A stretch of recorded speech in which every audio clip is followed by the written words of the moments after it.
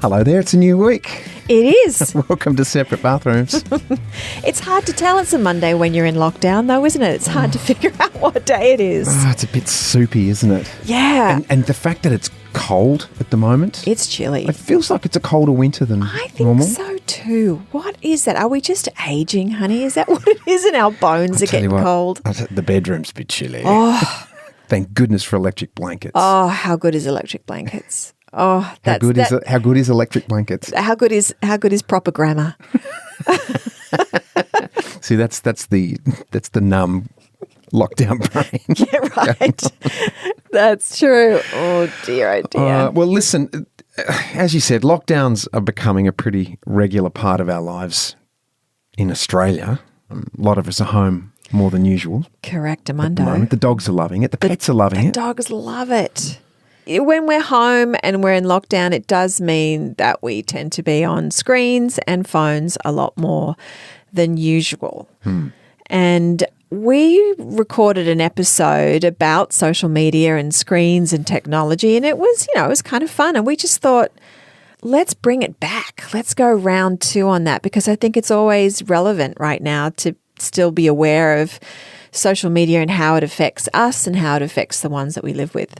Yeah, well, it's not so much round 2, it's a replay. That's true. It's not a round 2. No. It's a replay. Because, okay, so based on what we did last year, are you still using your phone or screen as much? Oh, like I never, ever use screens anymore. I'm completely off my phone.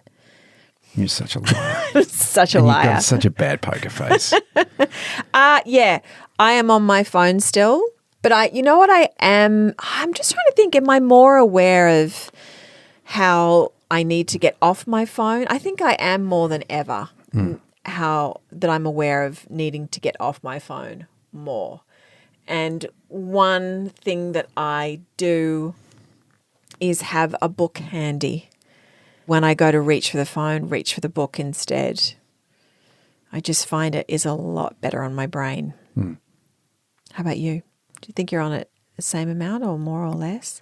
Probably on it the same amount, though I'm consciously leaving it in here in the studio. Yeah.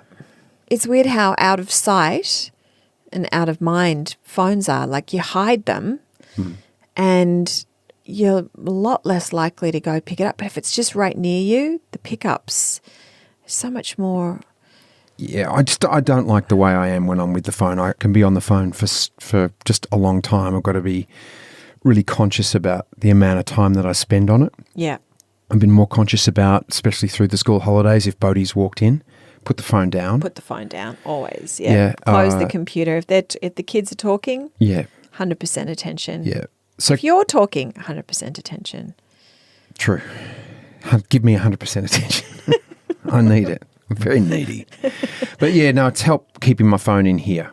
So away from everything, because I mean, it's true, during these lockdowns I've lost a bit of work, and so I'm trying to procure things, so I find myself on the computer or on the phone sort of being busy doing nothing.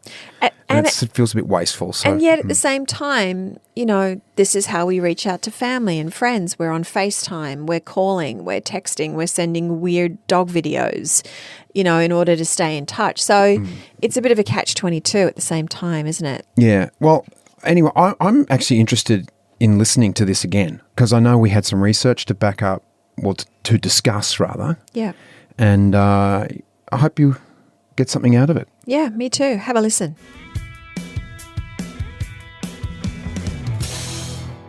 As you know, or maybe you don't, we put on Instagram that we were looking for questions or your thoughts on things that you'd like to hear us talk about. And we're just loving the input that we're getting. So it's been really wonderful. So if you've got anything else you want to add, please Instagram me at Daddo, one word, or at Cameron Daddo, one word. Yeah. Which most people call me anyway. Hello, Cameron Daddo. That's right. Yep. Okay, so we had a question from Rosie C. She said, what's it like being a celebrity, the good, bad and the ugly? And what's it like when you move countries and you're not so much of a celebrity? Wah, wah. What do your kids think of having parents in the limelight? Yeah, right? Pretty true. And I know Limelight. I know it was it was an autocorrect, but that is truly a perfect autocorrect, the limelight. It's a good one. Anyway, I know celebrity isn't necessarily a topic that everyone can relate to by way of experience, much less in regards to raising kids in the limelight or limelight.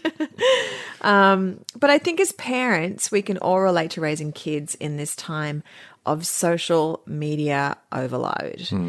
And as far as celebrities goes, who are the celebrities that our children are being exposed to and looking up to? Yeah. And well, since we began our journey of celebrity without chitlins in the mix, let's talk about the raising of kids in the lame limelight. Now, I'm actually really grateful for the limelight that's been shone on me. So I shouldn't take the piss out of it by saying it's lame. True. Right? Well, we'll talk about screens and things in a bit. Rosie, I'll see if I can cover off on the first part of the question. First up, celebrity can be defined as, I guess, also being famous. Celebrity or fame is a fleeting thing, and it's a double-edged sword. You know, it can mean people actually care about celebrities' opinions, but the public is a lot more critical of them too, which, you know, creates a whole other topic as well. I'll keep going with this one. Celebrity covers show business, sports, chefs, writers, and now, thanks to people like Paris Hilton and the Kardashians, people being famous for being famous. And it usually means that you're known because you've been successful at whatever it is you do. So that's good. Now, the downside is that you often get a loss of privacy. You're subjected to hypercriticism. There can be fear and anxiety that the success can go away at any time. You're also dealing with lies in the media, and it can mean a goodbye to normal life. Also, there's that feeling, which I know some people, including myself, there's an anxiety of feeling like an imposter. And I guess if I'm being absolutely candid, as a kid, I didn't aspire to being a celebrity. I aspired to being known as a great tennis player or a great footy player. But then at the age of 13, I was getting my ass whooped at both of those. So it became about my music, being famous with my music. Yeah. TV hosting and acting didn't enter my mind until I was finished with high school. For me, though, my fame would come from being really good. That's what I wanted. I wanted my fame to come from being really good at what I was doing. What about you? Well, see, I don't think I've ever been famous. That's the You don't think you've been famous? No, I don't. How can you say that? I know it's... I'm confused. I know it sounds weird, but I just don't ever feel like I've been famous. So, honey, you were put in the Clio top women of the century. No, I was put in Dolly's. Well, I don't know. No, it was one of those magazines. And I know, let's put perspective on it in that way, I guess, but still there were thousands of girls and women that thought of you as being famous, and they still do. I get that. I understand that. It's just not the way I never saw myself that way. Okay. I still don't. Like I always looked at other models or actors or whatever as, yes, they are famous. That's Elle McPherson. She's a supermodel of Australia. So when people say you were one of the first supermodels, I was like, what? Well, you were very famous for being a model. People knew about you. Your celebrity came from that. Though, like you in that sense, it wasn't anything I felt that was a talent. So I felt like to be famous for just a whole bunch of genes coming together in a fortunate way that I could stand in front of a camera and sell something. That was wonderful. I was very fortunate, though it never had that effect on me that I felt famous. It just didn't. Well, I will say this. There are a lot of good-looking people out there that do not photograph well, because photographing is a skill. And what you did in your modelling days was a skill. Your life, your spirit jumped off the screen or the page because you were able to bring that. Whereas some people, they can't do that. They're pretty in real life, really good looking, but take a picture of them and there's nothing behind the eyes. Yeah, I guess so. Yeah. So there was a skill there. There is a skill or there. was it? Yeah. It's not just a collection of genes that, that you've been genetically blessed. You are a beautiful lady. You are a beautiful looking young lady. Though there is more to it than that. There is a skill to modelling, and I would be backed up by anybody in the business who's, any agent who says that. There is a skill to it. Yeah. Maybe. So anyway, that's the way I feel about celebrity. And then, of course, when we moved to LA, I had nothing to do with show business or the modelling industry anymore. So, and that was very easy for me to step away from. I guess maybe because I didn't feel like I was a celebrity or famous, stepping away was very easy for me. And I mean, how about you? You came from a very celebrity famous world here and then stepped into LA and nobody knew you either. Yeah. Well, I mean, celebrity at the best of times confused me anyway. I didn't start the business to be a celebrity, as I said. It wasn't really what I wanted. So when we moved to the States, I wasn't famous, and that I felt relief from that. But there was that moment. Remember our neighbour? She just knew me as just a normal guy. They didn't know I was an actor. 60 Minutes came over to our house to do a story on me in Hollywood, and she saw the film crew there, and she's like, why was a film crew at your house? And then you told her, you said, Cam's an actor, and she was like, what? Yeah. You're an actor? This goofy, weird upstairs neighbor She's like, is you're what? You're like this dork. And so I don't get it. It was all about perception, but that perception. So here I was, this dork, because I remember she called me a dork. She's like, "You're Cameron, the dork," And so I'm this normal dork, and then suddenly she couldn't get her head around it. Yeah, the fact that I was, might be, 60 Minutes were coming to our house to do a story. So, it's just part of the business of being a public person. You got to deal with these things. Sometimes it's great. Doors open, opportunities present themselves, money comes in, and, sometimes it's not great. And I think the thing that's helped me the most with it is to the idea of just do your work. Let that be my calling card. And, and it's always best to be kind and be nice to people. Well, that goes in any industry. True. Always. Kindness is always the way to go through life. It doesn't matter who you are. I think the sweetest story that I have of celebrity is with my daughter, my eldest, and we were with a bunch of friends, and we were playing that game Heads Up, when you...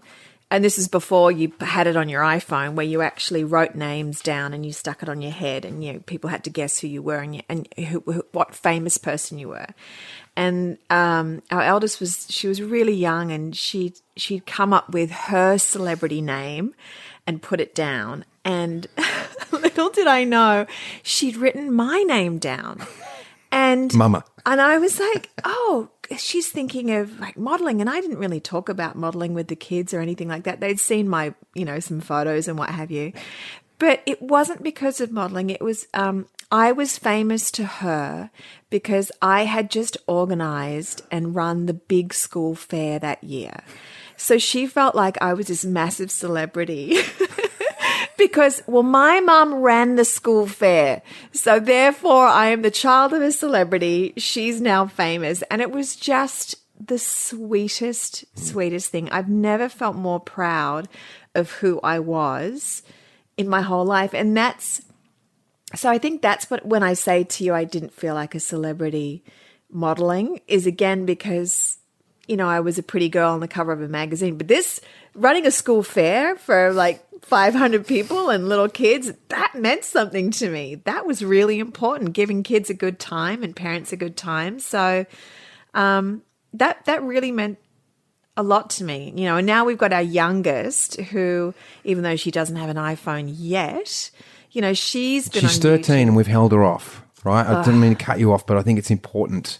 Yeah. And can you just say why we've held her off? Well, because we've seen what's happened with our other two and the challenges that they've faced going ahead with having social media and the phone in their hands. You know, it's the thing that we argue the most over with the kids. Yeah. You know, I guess it'd be something else maybe, but it's just a constant form of parenting battle, which I just can't stand.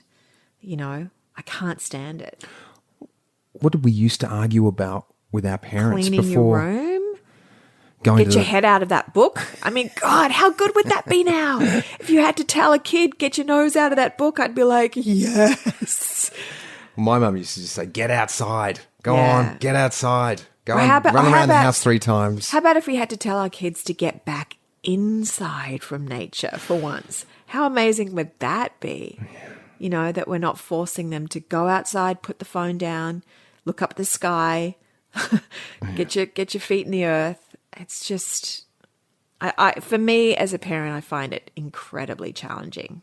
Also because we don't really understand that world of it. I mean, I'm talking about the influences and YouTube and things like that. Yeah. And that's what you were going to say, weren't you? Well, before I interrupted you? just now watching who kids are being influenced by, you know, that it's not people really doing much other than just, I'm an influencer on Instagram that looks like I'm traveling the world and having an amazing time holding my partner's hand, and don't you want to be just like me? You know, I just find all of that a bit baffling. And it's very seductive to a young person's mind, and it's very concerning for me as a parent, just the influence. And now we've got our youngest, which this isn't the worst thing in the world, but she's obsessed with these ASMR videos that are just... I don't get it. And it's just, I don't get it. It's just someone making sounds, and it tickles her ear in some way, and it just makes her feel really relaxed. I mean, I guess it's sort of like a form of meditation almost. There could be a hell of a lot worse things she was looking at than that. Or listening to.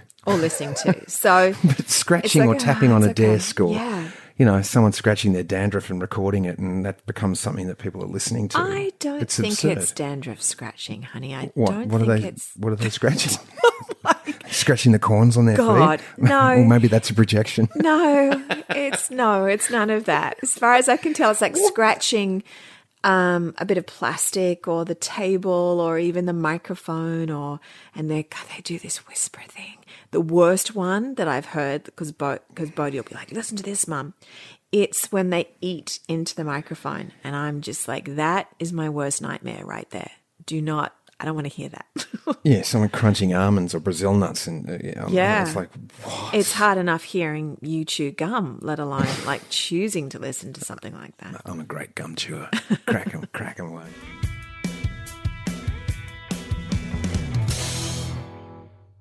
Read the other day that 1 out of 4 kids, when asked, would they say their parents are addicted to their phone? Because we're talking about the kids and their phone, but Yeah. parents What about the parents? Right. addicted to their phone. Yep.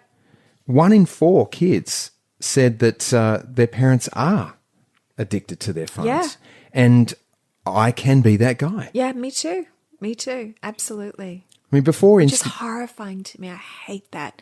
Though it's true. I feel the addiction. I feel the pull of it. Well, so when Lotus was born, we didn't have phones. No, So that was 96. Or River. River was 2000. Yeah, we didn't have phones. then. Bodhi has been with us. We have phones. And you've often said, I hate the fact that Bodhi walks into the house and the 3 of us, or 4 of us, are on our phones. Yeah. And when you said that, I was like, oh, shizen. Yeah, that's not that's not a that good is true. look. You know, before, because I get on Instagram and I'll scroll through and look at comments and do that. And before that, it was games for me. I would lose myself in Tetris or Words with Friends, you know, and now it is like Instagram. Yeah. And you were talking about the person that invented the scroll? Yes. Haven't they come out against it? So you can scroll Yes. through all those Instagram things and lose yourself. It's the endless scroll, and it was invented to make you addicted to it. Same with the colors that they use on a phone. The red, the red heart, a red like button. It all gets your senses addicted to what you're seeing on your phone. It's very insidious. What, the button that you press to like something. Yeah, and the fact that a red heart comes up, or a red, I forget what it is, saying that yes, you've got a like, and the color is red. It's very, seductive in that way. Oh, it's working on the phone. Doesn't work on the red heart underpants that I bought the other day. I guess I have to wear them on the outside of my jeans. Yeah, that's exactly what would be really attractive. That would work. Right? So what about in relationships, though? Do you think screens, phones are ruining relationships, marriages? Well, based on our last 5 minutes of conversation, I would say they would have to.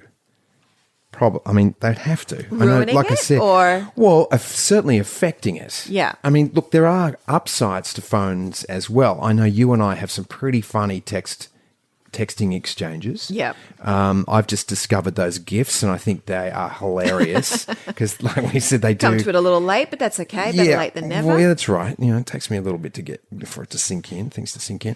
But so there are good things, but I know I get lost on my phone. I get lost in the TV. I know that you can't talk to me when the footy's on.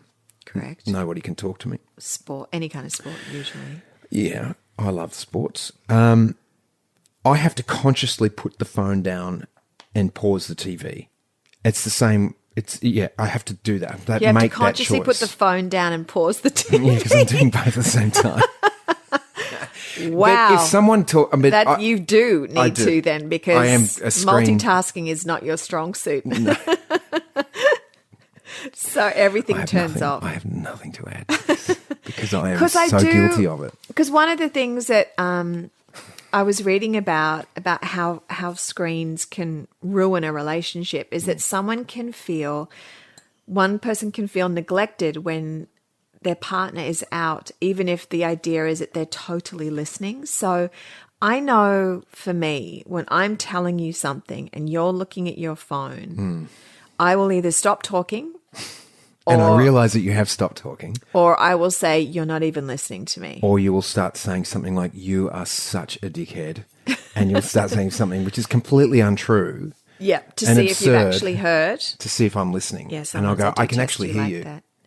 But only that's when you start to hear me. When I say, let me tell you how I'm feeling today, honey, you're like, what? Essendon got how many points ahead of Richmond? No, honey, that's not what I was talking about. Oh, my God. Sometimes in a marriage, I'm just going to say this, it is good to be a little bit deaf. I can sometimes jump into arguments or jump into problems that I want to fix too quickly. And if I'm careful about what I give a stuff about, like in that book, The Subtle Art of Not Giving an F-Bomb, pick my battles. And so sometimes I need to be just a little numb to what I'm actually hearing on the periphery. Is this worth me getting involved in, or is it not? Now, when you say something that is important to you and you go into that business of like, well, where you stop talking, or I realize, oh crap, this is important. So that's what I was saying before about pausing the telly or getting off my phone and actually getting up away from it, separating myself from that device so that I can give you my full attention. Because I understand that I'm not good at multitasking or on the phone and trying to listen to something that's important to you, because I will often not remember either. Right. I hear what you're saying, and for me, I'm hearing.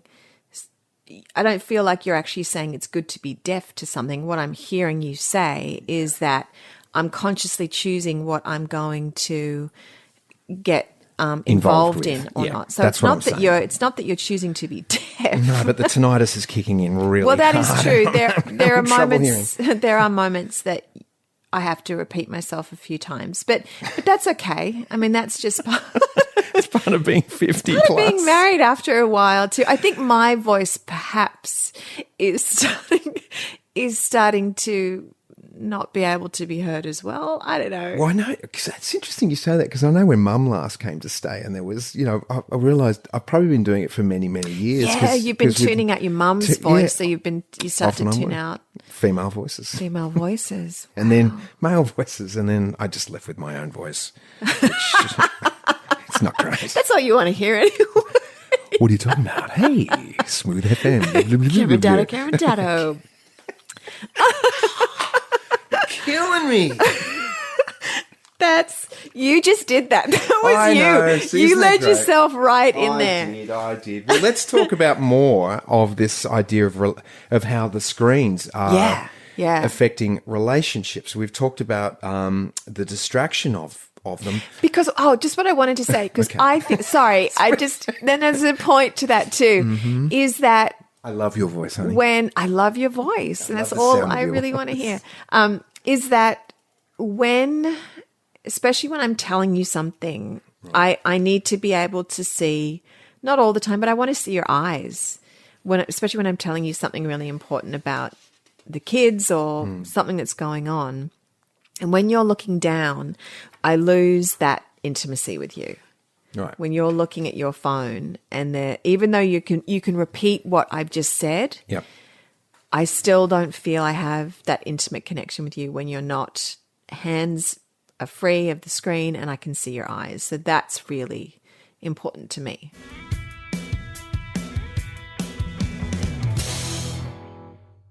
What about, I know this affects me, if I send you a text and you don't respond in the time that I'm like, why hasn't she responded?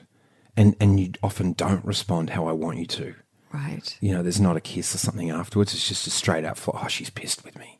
She's really mad at me. You can so misread text. There's no love heart there, or no red love heart that I'm going to look at and go, oh, it's red. Yeah. I'm attracted to that. Yeah. But do you have that too? Am I ever? Because I think I'm pretty good at responding, unless I really can't do it, like when I'm driving or something. You are, though. Yeah, absolutely. Absolutely. Isn't it weird, though, when you're texting with someone and you're having like full-on conversation back and forth, and then all of a sudden there's just radio silence from the other person? I'm like, what, did I say something to offend that person? What's happened? And I know I've done that, and it's usually because I've gotten in the car, or the phone's run out of battery, or one of the kids has called me to do something, so I've put the phone down and then not responded. Or another text has come through asking me a question. So that's usually, it's just my busy life that's taken over, and I've put the phone away because I can't stand to be on it for another second longer.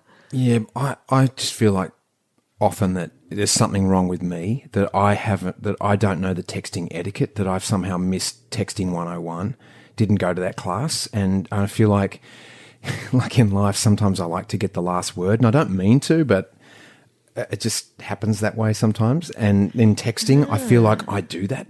Like I'll text and I'm left with the last word, and oh shit, I've done it in texting as well.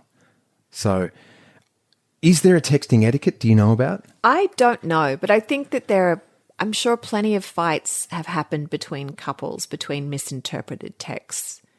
So do you think an emoji's better, or a GIF is better? I think perhaps send those and just let it be. Pick up the phone and actually talk, or wait till they come home and look them in the eye and talk. If it's something that's really important, if it's like, just, can you pick up a carton of milk, honey, and and you get it, yep, will do, then without a kiss at the end, then I think you're okay. You know? I know. Well, I know, but sometimes I can be a bit sensitive.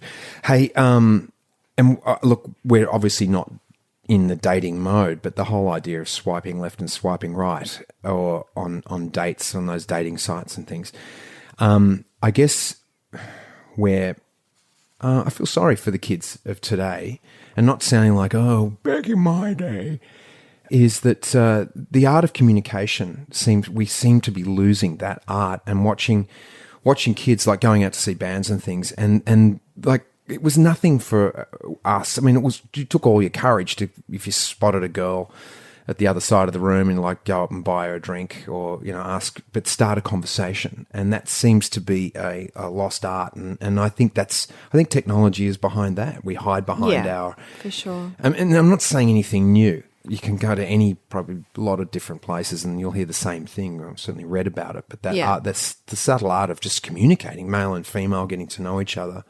And I see it, with our kids too. And I've said this before as well, that when couples go out on a date, there's a third person with them, and it's their phones, because they're often communicating still with other people. They're taking photos of their food, or they're checking if they've got a message. And that never used to be the case either. When you went out on a date with whoever you're about to date, that was it. No one could get a hold of you.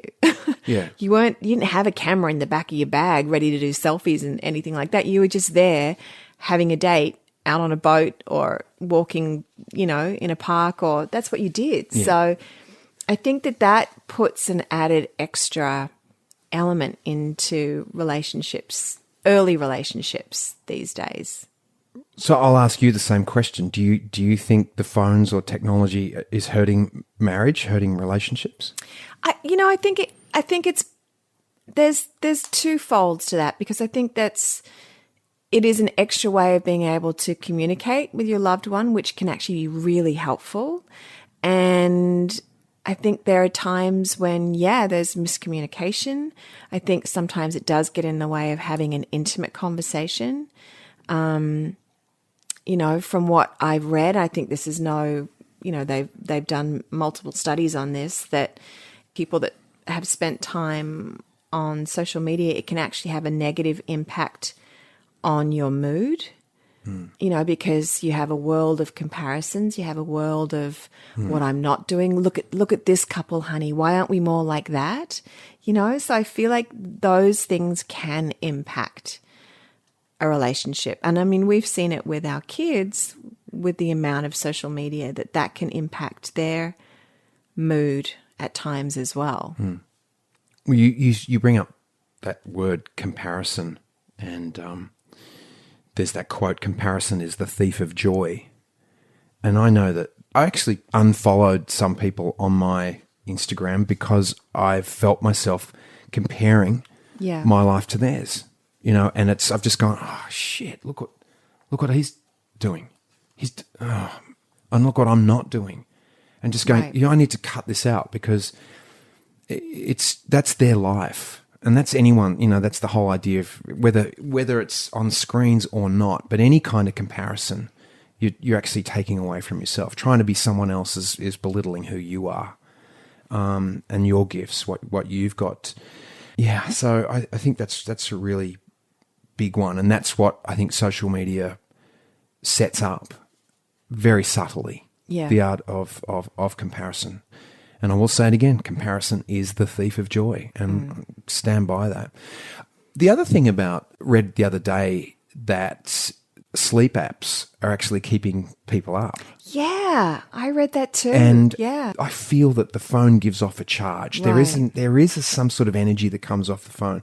And even if I'm listening to a meditation on tape or something like that, I actually put the phone, I've had it on my belly while I'm lying there, but I've also put it away from me, as far away as I possibly can, and not have earphones in, but just have the speaker on so that I can hear it.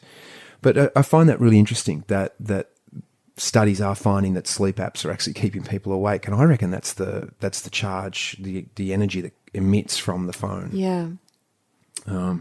Let's throw that in.